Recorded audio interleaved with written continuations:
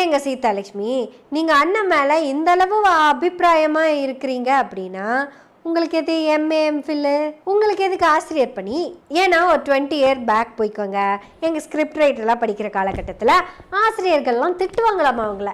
நல்லா படிக்கலைனா, நல்லா கேட்டுக்கோங்க, நீ நல்லா படிக்கலைனா மாடு மேய்க்க தாண்டா லாய்க்கி அப்படின்னு சொல்லுவாங்க. இதை போய் பையன் அவங்க அப்பா கிட்ட சொல்லுவான்.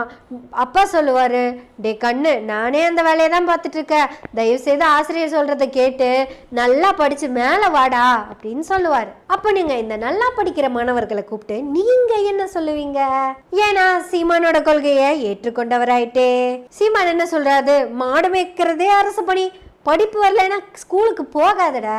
நீங்க என்ன சொல்வீங்க? நீ நல்லா படிச்சு நல்ல மார்க் வாங்கினேன்னா எங்க சீமான் ஆட்சிக்கு வந்ததும் மாடு மேய்க்கிற அரசு பணியை உனக்கு கொடுப்பாங்க அப்படின்னு சொல்லுவீங்களா? இந்த டீச்சர் கிட்ட மாணவர்களை படிக்க அனுப்புறீங்களே,